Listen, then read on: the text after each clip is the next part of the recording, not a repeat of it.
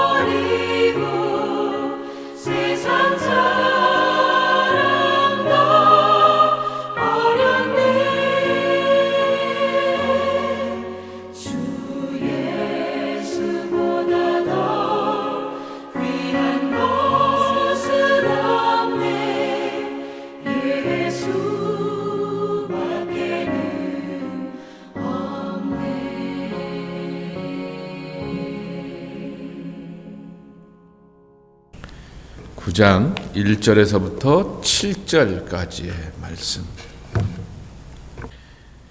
전에 고통받던 자들에게는 흑암이 없으리로다.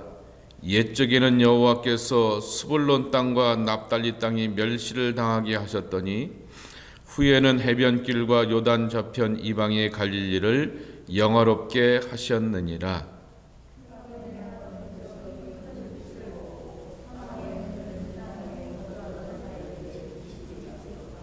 주께서 이 나라를 창성하게 하시며 그 즐거움을 더하게 하셨으므로 추수하는 즐거움과 탈취물을 나눌 때의 즐거움같이 그들이 주 앞에서 즐거워하오니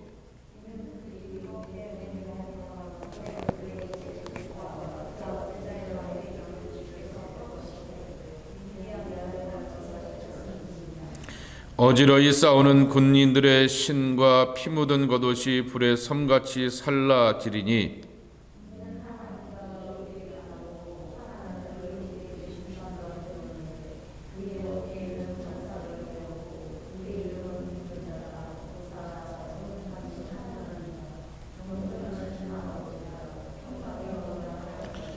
함께 읽겠습니다. 그 정사와 평강의 더함이 무궁하며 또 다윗의 왕자와 그 나라에 군림하여 그 나라를 굳게 세우고 지금 이후로 영원히 정의와 공의로 그것을 보존하실 것이라. 만군의 여호와의 열심히 이를 이루시리라. 아멘.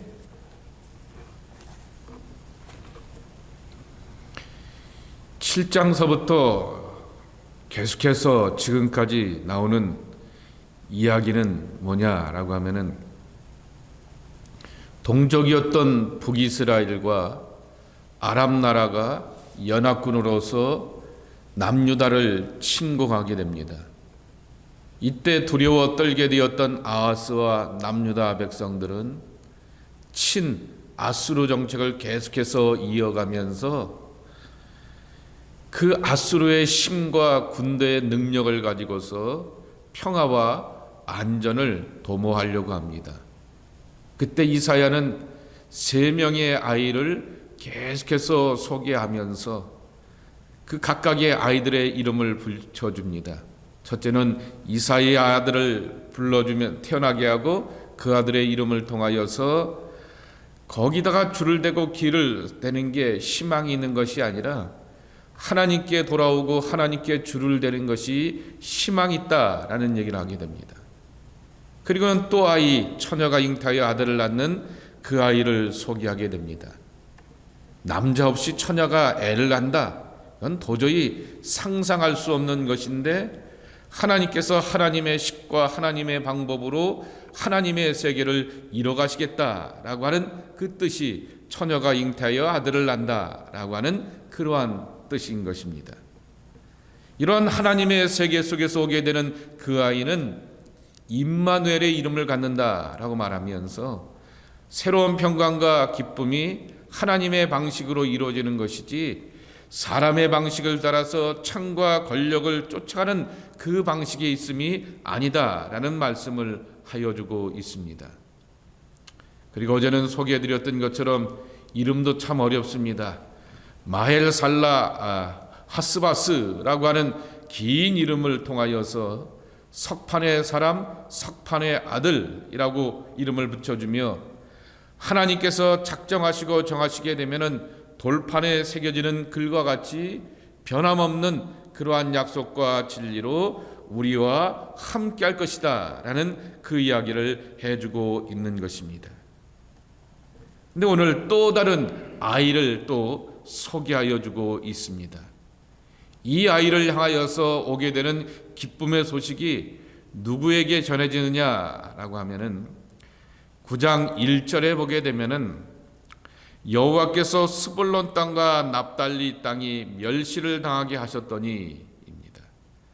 그리고 스불론 땅과 납달리 땅은 어디냐라고 하게 되었더니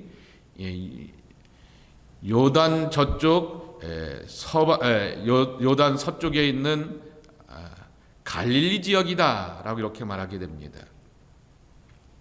예수님이 사역하시게 되었던 것이지만 훗날에 예수님이 사역하셨던 것이지만은 프롬 갈릴리라고 하는 말은 촌놈이라고 하는 뜻입니다. 요한복음 1장에 보게 되면은 나다나엘이 예수님이 나사렛 갈릴리에서 왔다라고 하게 되니 그 동네에서 무슨 선한 것이 나겠느냐라고 말하게 되는 유대 사람들에게 있어서는 외곽 지역, 변방의 지역입니다. 여러분, 12지파 가운데서 스불론과 납달리가 어떤 뭔 일을 했는지 우리가 창세기를 통하여서 제대로 찾아볼 수가 없습니다. 그러나 한 지파와 일가를 이었기 때문에 12지파에게 땅을 배분할 때 그들에게 주었던 지역이 바로 지금의 갈릴리라고 하는 것입니다. 그런 영향력도 없고 그 보통의 지파 가운데서 그 변방 가운데서 받았게 되었던 땅이 어떤 땅이 되냐라고 말하게 되면은 더 이상 적들로부터 침략당하고 고통당하는 흑암의 땅이 아니라 바로 영화로운 땅이 된다라고 말하게 됩니다. 그리고 3절 말씀에 보게 되면은 추수하는 즐거움이 있는 땅이 되게 되고 탈취물을 내가 내 주머니에 얻는 것처럼 mon과 성취와 열매와 결과를 맺어가는 약속의 복된 땅이 된다라고 하는 것입니다. 저는 1절에서부터 3절의 말씀을 이렇게 묵상하면서 이렇게 답을 내렸습니다. 사람이 복되면 그 땅에 함께 복되는 것이다 라고 하는 것입니다. 사람이 흉하면 그 땅도 함께 흉년과 기근을 만날 수밖에 없다라고 하는 것입니다. 땅이 기름지고 농사가 잘 되고 추수와 수확과 번영을 이뤄가는 것은 복된 사람들 때문이다 라고 하는 것입니다. 그러기에 우리는 하나님의 복된 사람이 되어야 하는 것입니다. 그런데 이사야는 분명히 말씀하여 줍니다. 내가 좀 괜찮기 때문에, 잘 믿기 때문에, 반듯하기 때문에 내가 복된 사람이 되는 것이다 아니다 라고 소개하는 것이 아닙니다. 이 복은 하나님으로부터 오는 것이고 하나님의 메시아를 우리 가운데 받아들이고 하나님의 악의 통치와 다스림 가운데 있을 때 이와 같은 복이 된다라고 하는 것입니다. 나로부터 오는 복이 아니라 하늘로부터 오는 복이요, 그 하늘의 복을 기억하고 사모하며 그분의 인도하심과 다스리심을 구하며 갈망하며 그분 안에 있는 사람들에게 이와 같은 복되고 귀한 역사가 임하게 된다라고 하는 것입니다.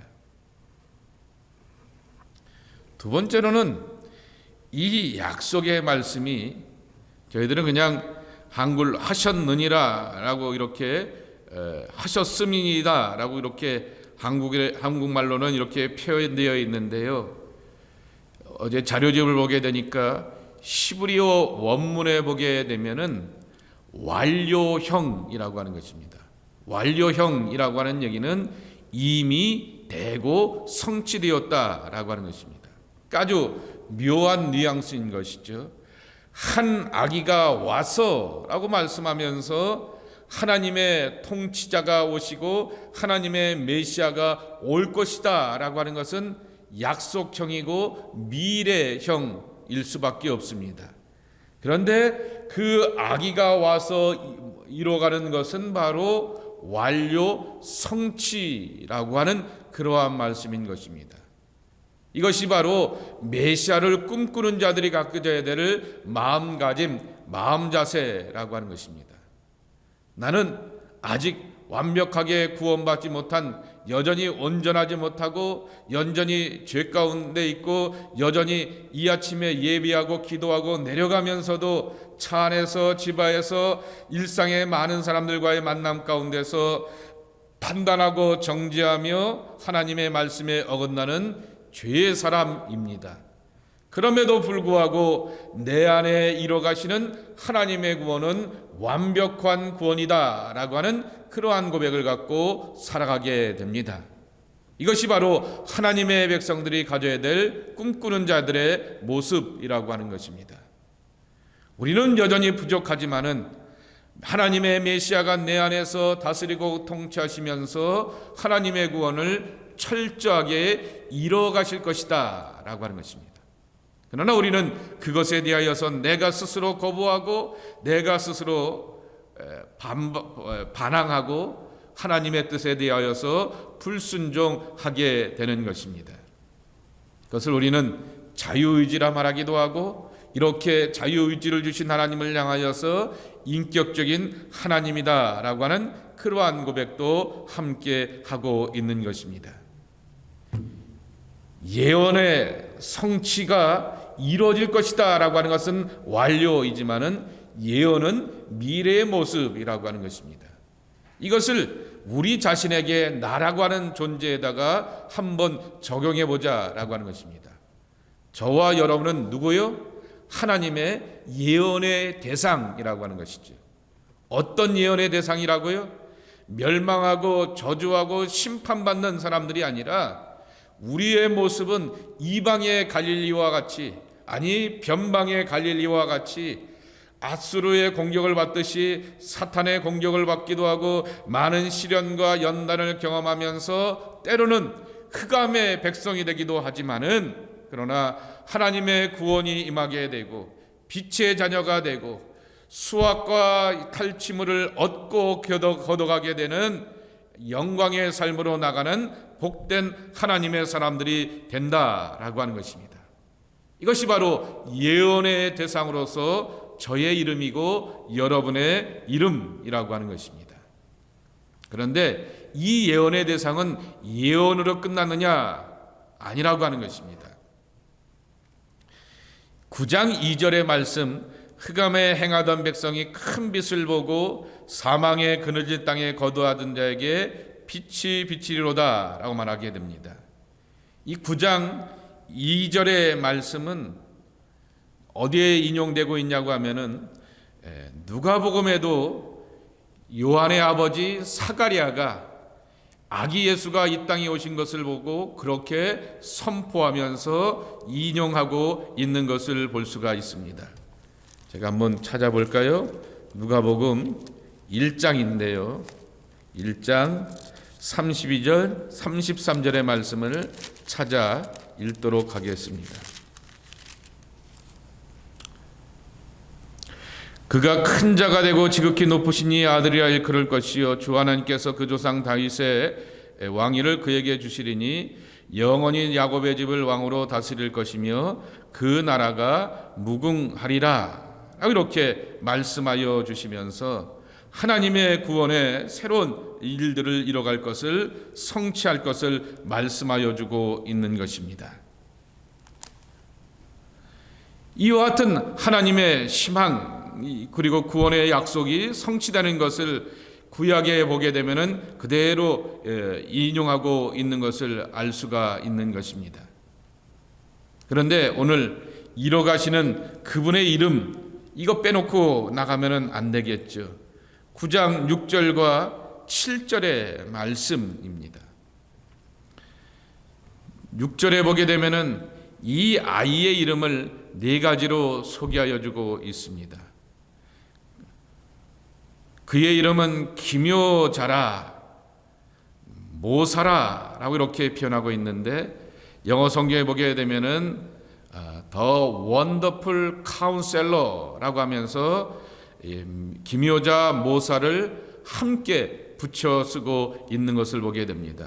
The Wonderful Counselor, 모사라고 말하게 되면은 우리말로는 모사꾼이라고 하는 굉장히 부정적인 뉘앙스를 갖고 있지만은 모사한다라고 하는 것은 계획한다, 기획한다라고 하는 것입니다.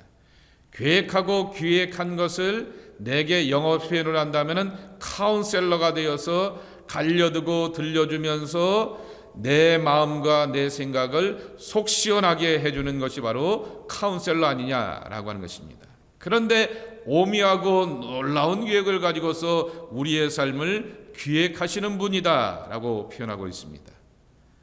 두 번째로는 The Mighty God이라고 표현하게 됩니다. 전능하신 하나님이라고 소개하여 주고 있는 것입니다. 모든 것을 이뤄가시고 모든 것이 가능하고 그분에게 있어서는 불가능이 없는 하나님 안에서 우리가 꿈꾸고 이렇게 새로운 것을 향하여서 기대할 수 있는 능력이 있는 전능하신 하나님이라고 표현하게 됩니다. 세 번째로는 영존하시는 아버지 그랬습니다. 저희 아버지와 여러분의 아버지는 때가 되면은 다 돌아가시게 되고 우리 곁을 떠나게 됩니다. 그런데 이 아버지는 영원하신 아버지가 되어서 나의 삶을 영원하게 이끄시고 책임져 주시며 아버지의 사랑과 책임으로 함께하여 주신다라고 하는 것입니다. 하나님과 이스라엘 백성의 관계 속에서 나오게 되는 그 고백이 영존하시는 아버지라고 하는 것입니다. 네 번째는 평강의 왕이다 라고 표현하게 됩니다. 두려움이 없는 그러한 세상 가운데서 살아갈 수 있도록 평화로 함께하여 주신다라고 하는 것입니다. 근데 이런 이름을 갖고 오시는 분이 누구라고요? 한 아기라고 말하게 됩니다. 계속해서 우리는 새 아이의 모습과 이름을 가지고서 하나님의 희망의 메시지를 듣게 되었는데, 오늘 또 한 아이를 소개하면서 네 번째로서 이 아이를 통해서 이루어지게 되는 하나님의 구원을 함께 소개받게 되었습니다. 놀라운 기획자, 전능하신 하나님, 영존하신 아버지, 평화의 왕 되시는 분으로 오시는 분이 아기다라고 하는 거죠. 왜 하필 아기냐라고 하는 것이죠. 여러분, 애가 뭘 합니까? 애는 애라고 우리가 생각하게 되는데, 이 아기가 이런 일을 이뤄 가신다라고 하는 얘기는 바로 하나님이 하시겠다라고 하는 것입니다. 인간의 조건으로 보게 되고 인간의 판단으로 보게 되면은 아이는 아무것도 할 수 없는 것처럼 보이게 되지만은, 하나님이 마음 먹고 작정하시게 되면은 저 발람의 망아지조차도 말하면서 하나님의 메신저가 되어서 하나님의 뜻을 선포하듯이, 새로운 생명, 새로운 아기를 통하여서 하나님께서 하나님의 새로운 시대를 선포해 가겠다라고 하는 것을 이 아기로 표현되는 메시아로서 소개하여 주고 있다라고 하는 것입니다. 하나님이 이루시면 이루신다라고 하는 것입니다. 그런데 하나님이 이루시면 이루실 수도 있어 라고 하는 것이 아니다. 하나님이 이루시면 이루신다라고, 반드시 이루신다라고 우리가 선포해야 할 것입니다. 7절의 끝절 때문인 것입니다. 그 정서와 평강의 더함이 무궁하며 또 다윗의 왕자와 그의 나라에 군림하여 그 나라를 굳게 세우고 지금 이후로 영원한 정의와 공의로 그것을 보존하실 것이라. 만군의 여호와의 열심히 이를 이루시리라 라고 하는 것입니다.